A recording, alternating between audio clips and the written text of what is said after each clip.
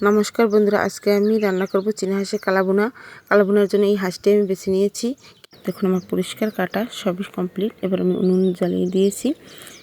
হাঁসের মাংস রান্না করার জন্য আমার কুচানো পেঁয়াজ, কিছু গোটা মশলা, আদা বাটা, ধনিয়া বাটা, কাঁচা জিরে বাটা, রসুন বাটা।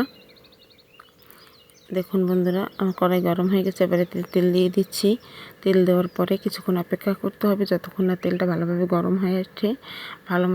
ভালোভাবে গরম হয়ে উঠলে এতে দিয়ে দেব তেজপাতা, জিরে, দারুচিনি আর এলাচ। এটা দেওয়ার পরে একটু সেন্ট বের হলে এতে দিয়ে দেবো কুচানো পেঁয়াজ। দেওয়ার পরে কিছুক্ষণ অপেক্ষা করতে হবে যতক্ষণ না পর্যন্ত পেঁয়াজগুলো বাদামি রং হয়ে না আসে। দেখুন বন্ধুরা, আমার পেঁয়াজগুলো বাদামি রং প্রায় হয়ে আসছে। বাদামি রং হয়ে গেলে এবার আমি বাটা মশলাগুলো একে একে দিয়ে দেব।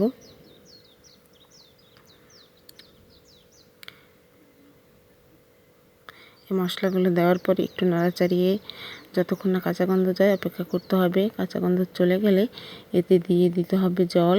কিছুক্ষণ জল দেওয়ার পরে এতে দিয়ে দিতে হবে হলুদের গুঁড়া।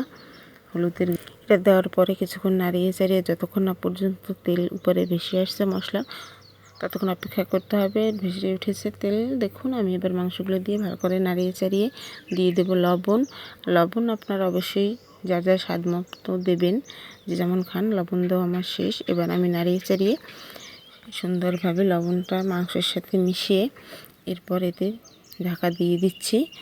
ঢাকা দেওয়ার পরে কিছুক্ষণ অপেক্ষা করার পরে আমি রসুনগুলো দিয়ে দিচ্ছি, কারণ রসুন প্রথমে হাঁসের মাংসতে অনেক জালের প্রয়োজন, তাই আমি একটু জাল দেওয়ার পরে কষানোর পরে তারপরে দিয়েছি।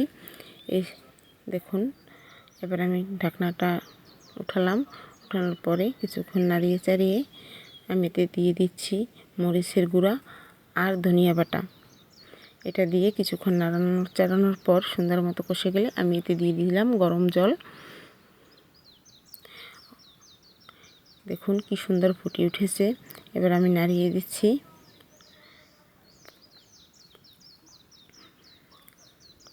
একটা কথা মনে রাখতে হবে, এই সময় আগুনের জালটা একটু বেশি দিতে হবে। দেখুন বন্ধুরা, আমার মাংস প্রায় হয়ে আসছে।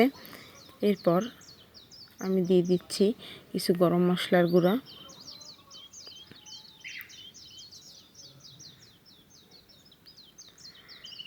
মাংসটা আমার হয়ে গেছে। দেখুন বন্ধুরা, আমি আজকে রান্না করলাম হাঁসের মাংসের কালাভুনা।